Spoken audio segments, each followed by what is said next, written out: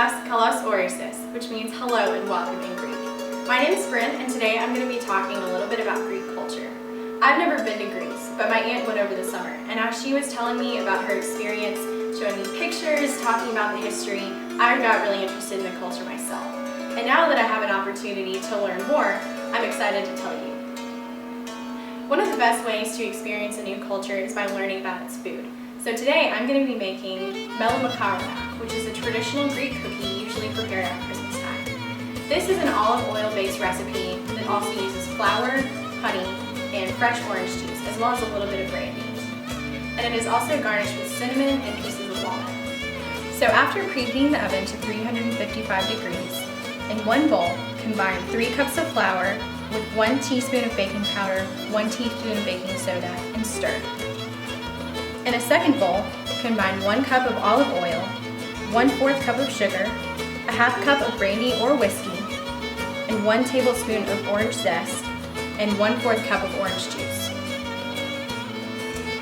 The next step is to incorporate your oil and sugar mixture into your flour.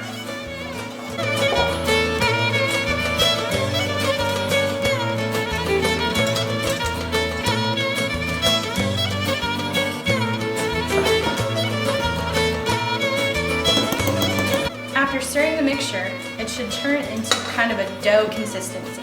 Then you want to knead the dough.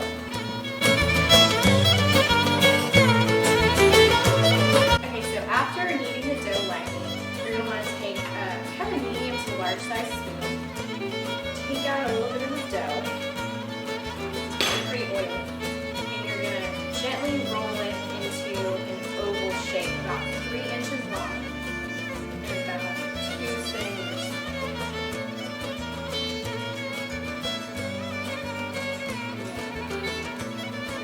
It onto an already greased dish.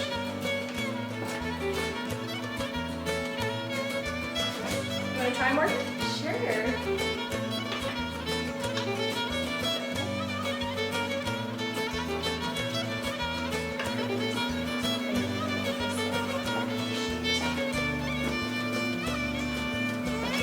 Alright, so we're going to do that for the rest of the dough and then put them in the oven.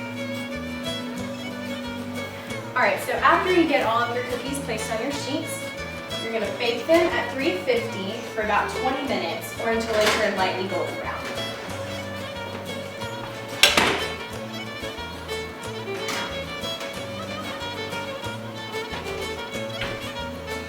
While those are baking, why don't we talk a little bit about Greek culture and what you might expect if you were to do business in Greece.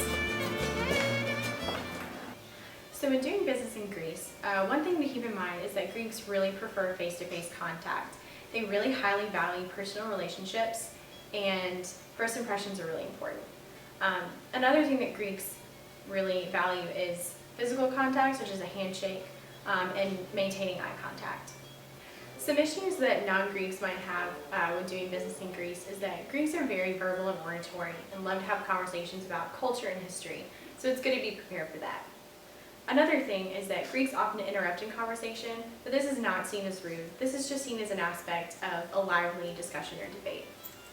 So as far as marketing in Greece goes, due to the recent economic crisis being faced by Greece, unemployment rates have risen, and some forms of mainstream media such as TV channels, advertising agencies, and newspapers have begun to shrink or disappear entirely. However, there's still plenty of business in Greece, and marketers are still competing for customers and still generating a profit. Some important things to keep in mind when marketing in Greece or having any kind of business in Greece, though, is that due to the economic crisis, the Greeks are still kind of shaken, kind of confused, and are feeling kind of suspicious about the things that have been going on in their country. So it's important to make sure that your business practices and your marketing practices are credible and honest, and also that you're trying to establish a personal connection with the Greek people as well, because family-owned businesses, small businesses, are predominant in Greece, so just make sure to make personal connections. Okay, so now Morgan and I are going to teach you some key phrases in Greek that you would probably need to know if you were traveling or doing business there. Hello is yasas. Yasas. Goodbye is yasu. Yasu. Please is parakalo. Parakalo. Thank you is Evharisto poli. Evharisto poli. If you're asking how much something costs, you would say poso kani auto. Poso kami auto. Excuse me is me sonorite. Me sonorite. Yes is nine. Nine. No is oki. Okay. I would like is ta itela. Ta itela. Do you speak English? Milate anglica. Milate anglica. Okay. And I do not understand is then catalaveno. Then catalaveno. Good. Alright, so the interesting thing about these cookies is that once they're baked, you soak them in a syrup that's made with 1 cup of water, 1 cup of honey, and 1/2 cup of sugar. So I'm just going to combine these ingredients into a saucepan, heat it, let it boil for 5 minutes, and then take it off the heat to cool a little bit before we actually put the cookies in. Okay, now the cookies are done. We're going to take them out of the oven. You can see they have kind of a light brown golden color. We're going to take them over to the counter and let them cool a little bit while the syrup finishes cooking. Alright, so now that we've taken the cookies out and they cooled a little bit, I'm just going to go ahead and poke a couple holes in the top to let the syrup really soak in. Okay, so once you've baked your cookies, taken them out, cooked your syrup and let it cool for a little bit, you're just going to take a cookie, drop it into the saucepan, get it all covered in syrup, and just place it onto a plate, like so. But if you want your cookies a little more syrupy, you can put them in a shallow kind of dish with some syrup at the bottom and let them soak even more.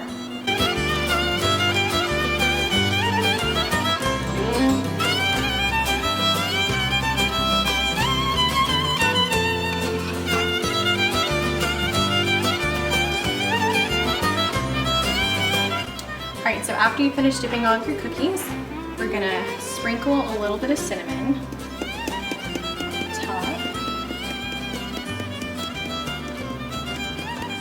And then garnish with a few pieces of walnut.